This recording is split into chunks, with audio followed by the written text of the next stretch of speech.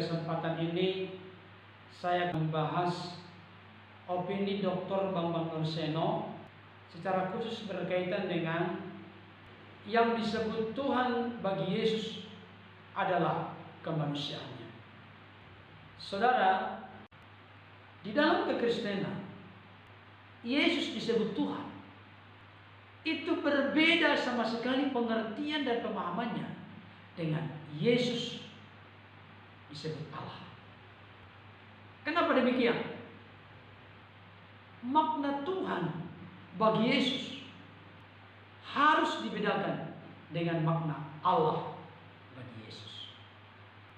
Yesus disebut Tuhan jelas-jelas berbeda dengan Yesus disebut Allah. Yesus disebut Tuhan dalam konteks kekristenan dan bersumber dari kitab suci Alkitab. Itu selalu berkaitan dengan kemanusiaan Yesus, bukan keilahian Yesus. Untuk semakin memperluas dan memperdalam pengertian dan pemahaman kita tentang hal ini, saya sangat setuju dengan opini atau pendapat dari Bapak Dr. Bambang Nurseno.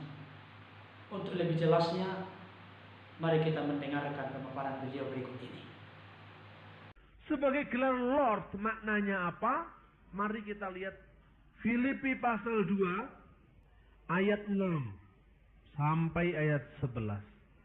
Yang walaupun dalam rupa Allah tidak menganggap kesetaraan dengan Allah itu sebagai milik yang harus dipertahankan, melainkan telah mengosongkan dirinya sendiri dan mengambil rupa seorang hamba dan menjadi sama dengan manusia.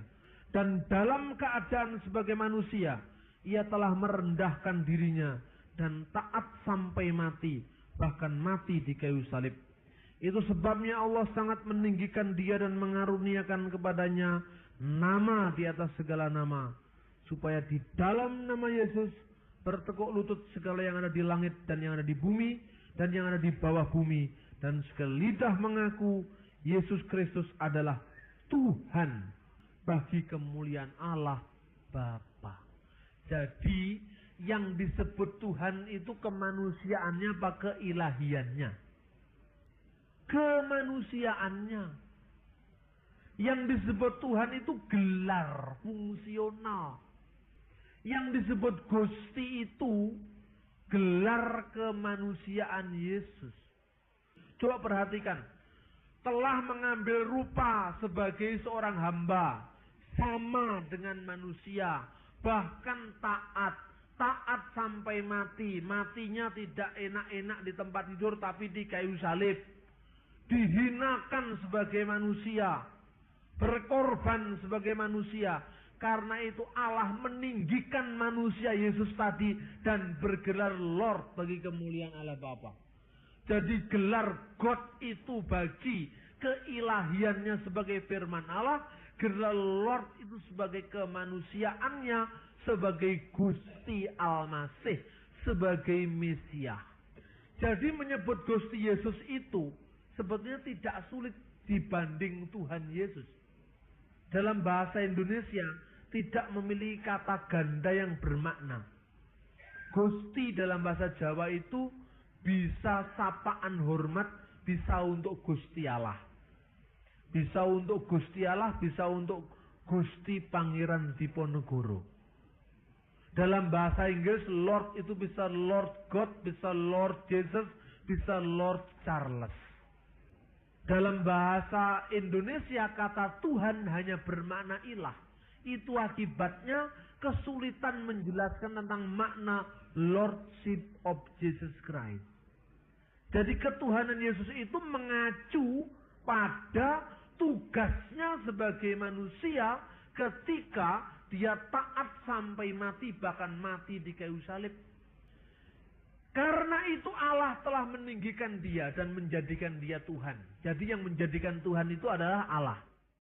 Dari seluruh penjelasan Dr. Bambang Nurseno tadi, kita menarik sebuah benang merah bahwa sebutan Tuhan bagi Yesus tidak pernah menunjuk kepada keilahian Yesus. Karena keilahian Yesus berkaitan keberadaannya sebagai anak Allah atau sebagai firman Allah yang ada di dalam diri Bapa. Yohanes 1 ayat 1. Pada mulanya adalah firman, firman itu bersama-sama dengan Allah, dan firman itu adalah Allah. Dan untuk lebih jelasnya mengerti dan memahami tentang sebutan Tuhan bagi Yesus semakin jelas dan terang benderang terlihat ketika dibandingkan dengan ayat-ayat firman Tuhan yang lain. Saya akan bacakan dalam Kisah Para Rasul pasal 2 ayat yang ke-36. Demikian bunyi firman Tuhan. Jadi seluruh kaum Israel harus tahu dengan pasti bahwa Allah telah membuat Yesus yang kamu salibkan itu menjadi Tuhan dan Kristus. Saudara, kalau pengertian Tuhan bagi Yesus adalah Allah, bagaimana mungkin Allah mengangkat Allah menjadi Allah? Jadi rancu pemikirannya. Tapi ayat ini menegaskan Allah telah membuat Yesus menjadi Tuhan dan Kristus.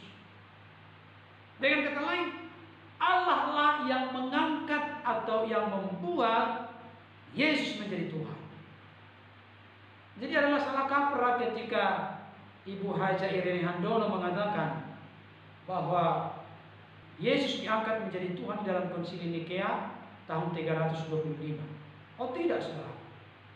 Konsili Nikea tidak pernah mengambil keputusan mengangkat Yesus menjadi Tuhan. Tidak. Yang mengangkat Yesus menjadi Tuhan dan Yesus yang diangkat menjadi Tuhan itu adalah kemanusiaannya. Itu diangkat langsung oleh Allah. Bukan manusia mengangkat Yesus menjadi Tuhan. Tidak, itu salah kaprah, saudara. Itu pengertian yang keliru, pengertian yang sesat. Tidak pernah orang Kristen mengangkat Yesus menjadi Tuhan. Allah yang mengangkat Yesus menjadi Tuhan. Dan kebanyakan selama ini yang dimengerti, dipahami oleh orang-orang lain tentang kekristenan, khususnya berkaitan dengan ketuhanan Yesus, salah kaprah. Orang sering berpikir kalau disebut Yesus Tuhan berarti Yesus Allah. Oh tidak, saudara. Allah yang mengangkat Yesus menjadi Tuhan. Dan Tuhan yang diangkat di situ adalah kemanusiaan Yesus. Karena tidak mungkin Allah mengangkat Allah. Keberadaan Yesus sebagai firman Allah tidak mungkin dan tidak pernah diangkat oleh Allah menjadi firman. Karena apa? Karena dari sejak kekal Allah telah ada bersama dengan firman dan rohnya. Kenapa demikian? Kalau Allah sempat tidak memiliki firman, pertanyaan saya, dengan apa Allah menciptakan firman? Apakah Allah punya daya cipta ketika Allah tidak memiliki firman? Karena Alkitab dengan jelas mengatakan dari Kejadian sampai Wahyu bahwa Allah mencipta selalu memakai firman. Berarti Allah telah memiliki firman sejak kekal dalam dirinya. Dan kita tahu Allah kita itu Allah yang hidup, Allah yang memiliki roh. Allah tanpa roh berarti Allah al-marhum. Dengan demikian, Tritunggal yang dipahami oleh orang Kristen selama ini adalah Allah yang memiliki firman yang kekal dan roh yang kekal di dalam dirinya. Firman dan roh tidak diciptakan, tapi sudah ada sejak kekal di dalam diri Allah. Firman yang menjadi manusia namanya Yesus Kristus. Dan Yesus Kristus yang adalah Tuhan itu diangkat oleh Bapa. Jadi kemanusiaan Yesus itulah yang diangkat menjadi Tuhan. Kalau diangkat menjadi Tuhan itu jabatan, gelar, kepenguasaan. Allah itulah penguasa di surga dan di bumi. Tidak ada penguasa lain. Tapi tugas ketuhanan, kekuasaan Allah itu dikerjakan oleh Yesus yang adalah Tuhan, yang diangkat oleh Allah. Untuk lebih jelasnya, saudaraku, Matius 28 ayat 18 berkata, kepadaku telah diberikan segala kuasa di surga dan di bumi. Artinya kepada Kristus telah diberikan oleh Bapa. Diberikan kuasa itu. Pertanyaan saya, yang diberikan kuasa kemanusiaan atau keilahian? Coba kita pakai logika, pakai pikiran yang sehat. Yang diberikan kuasa oleh Allah kepada Kristus itu kemanusiaannya atau keilahiannya? Keilahiannya itu tidak bisa dipisahkan dari keberadaannya sebagai firman yang maha pencipta. Jadi tidak mungkin keilahiannya diberikan kuasa. Tetapi yang diberikan kuasa adalah kemanusiaannya, Bapak Ibu Saudara. Saya berharap dengan penjelasan ini tidak memboncangkan iman kita, tapi membuka pengertian pemahaman kita yang selama ini mungkin kabur, samar, dan tidak jelas. Itu sebabnya Thomas berkata, ya Tuhanku, ya Allahku. Tuhanku di situ berkaitan dengan keberadaan Kristus sebagai manusia yang diangkat oleh Bapa. Oleh sebab itu, saya ingin menegaskan, berbicara tentang Yesus tidak bisa dilepaskan dari dua aspek. Yang pertama, Yesus sebagai yang sepenuhnya ilahi, dia adalah firman. Dan Yesus dalam keberadaannya sebagai manusia, dia mati untuk menebus dosa manusia. Oleh sebab itu, kita bisa menarik kesimpulan yang praktis dan sederhana. Yang pertama, makna Tuhan bagi Yesus bukan menunjuk kepada keilahiannya, tetapi kepada kemanusiaannya. Yang kedua, keilahian Yesus tidak pernah atau tidak perlu diangkat menjadi Tuhan. Kenapa?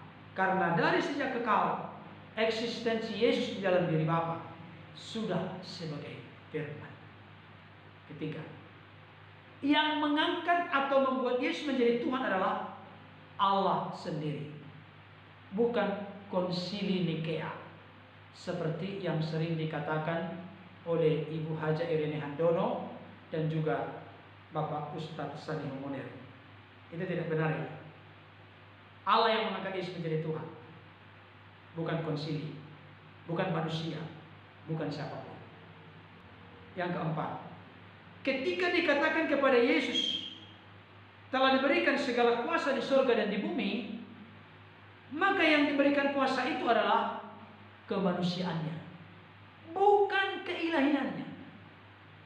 Jadi supaya jelas kepada kita semua, Bapak Ibu Saudara, mari kita membuka hati dan pikiran kita supaya betul-betul mendalami firman Tuhan dengan baik, dengan benar, bahkan memahaminya secara alkitabiah.